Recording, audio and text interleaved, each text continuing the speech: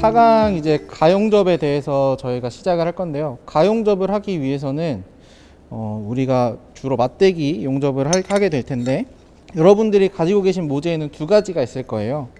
이렇게 구티 모양의 구티에 모재가 있을 거고요. 그 다음에 6T의 모재가 있을 거라고 생각을 합니다. 맞대기 용접을 할 때는 꼭 무슨 가공이 필요하죠? 네, 루트 면을 꼭 가공을 해야 되는데요.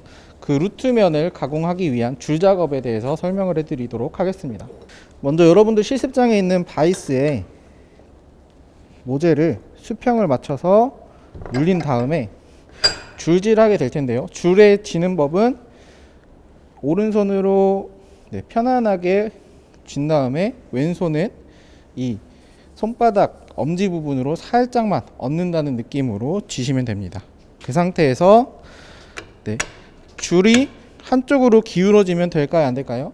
안 되겠죠. 한쪽으로 기울어지면 루트면이 경사가 지기 때문에 꼭 힘을 적게 주더라도 이렇게 수평으로 맞춰서 줄질을 하는 것이 중요합니다. 줄질에는 여러분들이 1학년 기계기초공작 시간 때 배웠겠지만 이렇게 하는 줄질 방법도 있을 것이고요, 이렇게 하는 법도 있을 것이고요, 다양한 방법이 있을 텐데 일단 선생님은 용접을 하다 보니 이 상태에서 그대로 왔다 갔다 하는 이런 줄질법이 가장 전체적으로 평평하게 그리고 균형을 맞추게 되니까 추천을 합니다. 그럼 줄질 해보도록 하겠습니다. 줄질을 할 때는 갈 때는 몸으로 밀고 올 때는 그냥 당기는 식으로, 힘을 주지 않고 당기는 식으로 하시는 걸 추천을 드리고요. 만약에 팔로만 줄질을 하게 되면은 여러분들이 줄질을 하다가 모든 에너지를 소진할 수 있으니까 꼭 갈 때는 몸으로 미는 줄질을 하시기 바랍니다.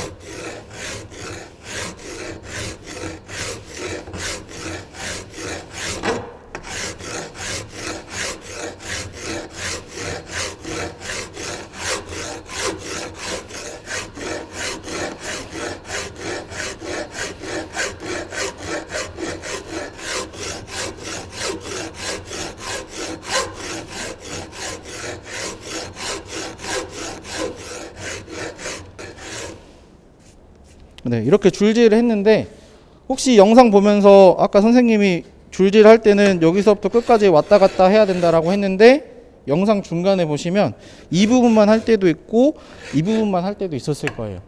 그거를 왜 그렇게 줄질을 하냐면, 저희가 전체적인 이 루트면의 두께가 일정해야겠죠. 그런데 줄질을 하다가 만약에 내가 가운데만 더 많이 되고 양쪽 끝은 잘 안 됐다고 하면은 이 부분만 집중적으로 줄질을 해서 전체적으로 고른 루트면을 만드시면 됩니다. 루트면의 두께는 용접하는 작업자의 성향이라던가 그리고 전류 전압에 따라서 다르겠지만 보통 1mm에서 2mm 사이, 혹은 1mm에서 1.5mm 그 정도 사이에 루트면을 만드시는 것을 권장을 드립니다. 줄질을 통해서 모재를 하나를 가공했고요, 다른 하나도 가공을 했습니다.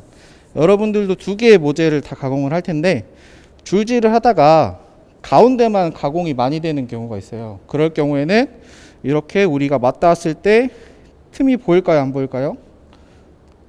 만약에 줄질이 고르게 되지 않았으면 틈이 보이겠죠. 그렇지만 줄질을 고르게 했을 때는 이렇게 맞닿았을 때 틈이 보이지 않는 것을 확인할 수 있습니다. 따라서 이 상태로 줄질 준비를 하시고요, 이 상태가 됐을 때 이제 가용접을 하시기 바랍니다. 저희가 아까 줄질을 통해서 이 맞대기 용접에 준비를 했으면 이제 실질적으로 용접하기 전에 아크를 발생을 시켜야겠죠. 그래서 지금부터는 아크 발생하는 방법에 대해서 공부를 해볼 텐데요. 크게 두 가지가 있습니다.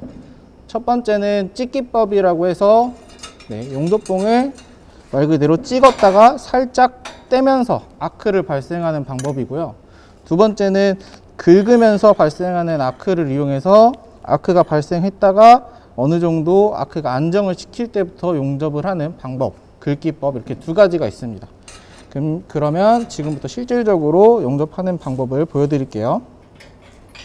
저희가 1차 시부터 16차 시까지 기본적인 전류값은 100A를 기준으로 연습을 하니까요.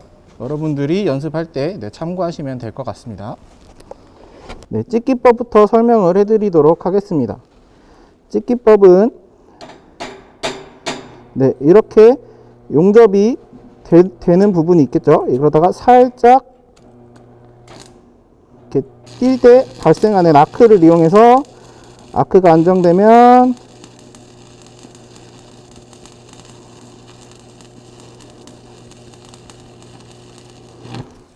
이런 식으로 아크를 발생을 시키는 게 찍기법이고요.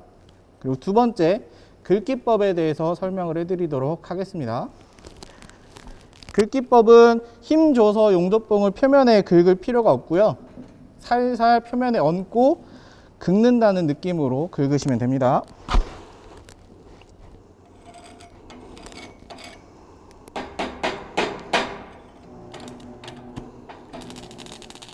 이렇게 긁을 때 아크가 발생을 하죠.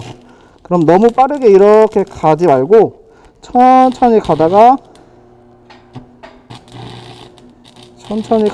어느 정도 아크가 안정될 때부터 용접봉을 세우고 용접을 시작을 하시면 됩니다.